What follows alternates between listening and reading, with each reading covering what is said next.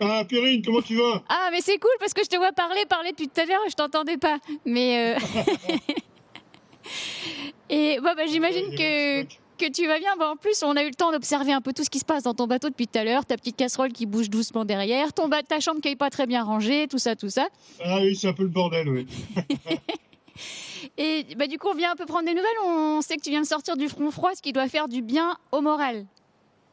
Bah ouais, déjà on a fait le tour d'un anticyclone qui nous barrait la route et qui a laissé échapper trois bateaux qui étaient dans notre groupe, ce qui a été un peu dur pour le moral de voir trois bateaux qui nous collent plus de 1000 milles en quelques jours.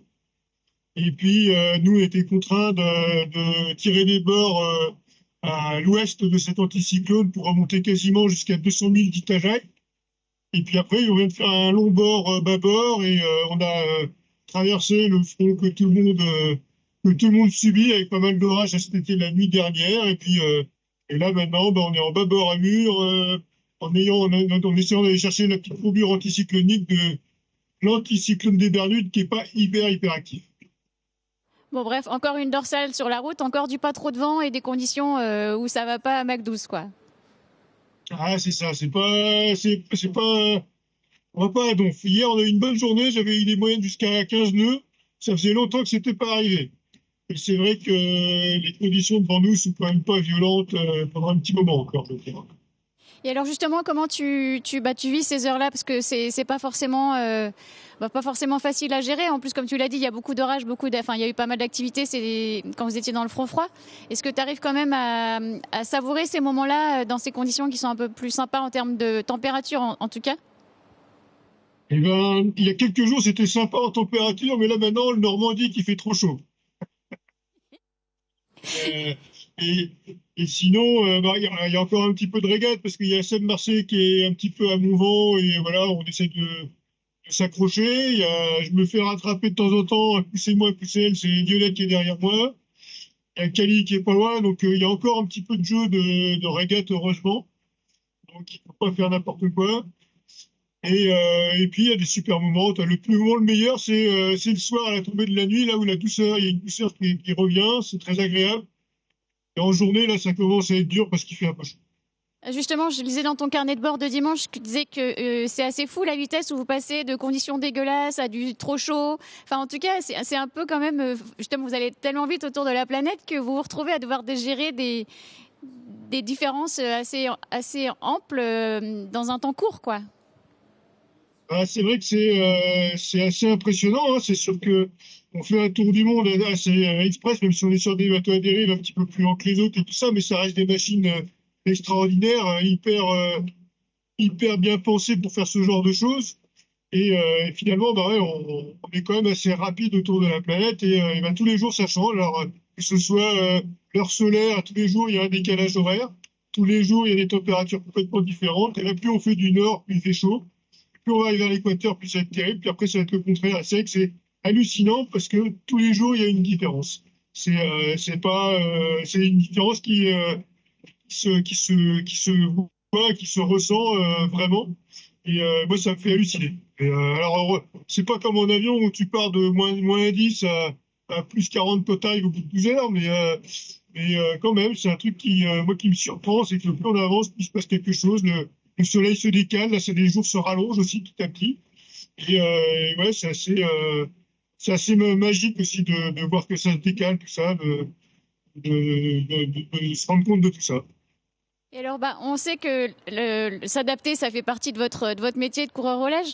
Mais parce que là, vous devez vous adapter, comme tu disais, sur un tour du monde, à ce changement de température, de temps, météo, j'en parle même pas. Mais même aussi les petits pépins mécaniques. Parce que plus vous avancez, plus vous devez faire preuve d'adaptabilité, justement, avec tous les pépins qui s'avancent. Exactement. Alors, heureusement, on a eu 4 ans pour se préparer à ça. Et ce qui est assez rigolo, c'est que pendant 3 ans, nos bateaux, on a appris aussi à les préparer, appris à bricoler dessus, appris à tous les systèmes qui sont à bord. Et ça, c'est peut-être une nouveauté dans le Vendée Globe, je dirais, pour beaucoup. Parce qu'avant, quelquefois, en 1 an ou en 2 ans, ils arrivaient à être sur le Vendée. Là, maintenant, il faut quasiment 4 ans pour être au départ. Et ça demande aussi à comprendre son bateau pendant 4 ans. Et donc, on a eu 3 transats pour faire toutes les bêtises du monde. Et puis là, finalement, les bateaux commencent à fatiguer. Donc, on trouve un petit peu les petits défauts d'origine. et on sait souvent les solutionner parce que en 3 ans, on a appris un peu toute la mécanique du bateau. Et souvent, quand j'ai un petit souci et que j'appelle mon équipe, soit j'ai déjà bien détecté le problème, soit j'ai déjà résolu. Et puis j'imagine que ceux que tu n'arrives pas à résoudre, tu te contentes, justement, tu arrives à un stade où tu arrives à te contenter d'un truc, un truc un peu bancal, tu trouves ça finalement pas si mal, quoi. Ouais, il y a un petit taquet qui saute, un petit truc qui dégage, c'est pas bien grave. Il y a un chariot qui m'a gonflé à un moment donné, je l'ai dégagé. C'est sûr que petit à petit, le bateau prend un coup dans l'aile, mais c'est raisonnable, hein. Moi, je suis assez agréablement surpris du encore et de l'état du bateau général. Le seul qui manque, c'est le truc voile, c'est un bateau à voile et il manque les voiles. Et sinon, l'état technique du bateau, je le trouve plutôt correct, en fait. Ça c'est trop cool. Et du coup, quand est-ce que tu penses que justement la dorsale qui est devant vous, tu vas rentrer dedans à partir de quel moment, toi? Je pense que là, on est en train de commencer à rentrer dedans. Là, ça va me lire dans la journée et on devrait avoir dans la soirée, normalement, vers fin d'après-midi, là, ça devrait commencer à être bien mou et à tourner à droite un petit peu. Alors, on va peut-être avoir deux, trois petits pas à faire, hein, quelques virements de bord là-dedans pour choisir le bon moment entre la rotation et la pression. C'est toujours ça le débat. Et donc, ça va être le boulot de la soirée, début de nuit, et après, on va filer vers le nord. Fameuse aile de mouette. Exactement, c'est ça. À quel moment faut le faire, ça, c'est toujours le débat. Comment on dit aile de mouette en anglais? Ah, ça, j'en sais rien, tu vois. Comment Déjà, on dit mouette, comment ça se dit? mouette en anglais? Quelle? Non mais l'aile de mouette. Seagull. Bon écoute, on a des cours d'anglais à prendre nous aussi. Ah bon? Et alors, je te fais pas l'affront de te demander la même chose en anglais. On va te laisser tranquille. Tu nous as déjà donné pas mal de temps avec ces histoires de micro. Je te dis en tout cas un immense merci. C'est toujours cool de voir ton sourire et d'entendre ton rire. Et puis, Ah, c'est sympa. écoute, on t'envoie plein de bonnes énergies de la Terre. Et Lolo Merci t'envoie beaucoup. une spéciale dédicace parce qu'il voulait enregistrer la phase B de l'album.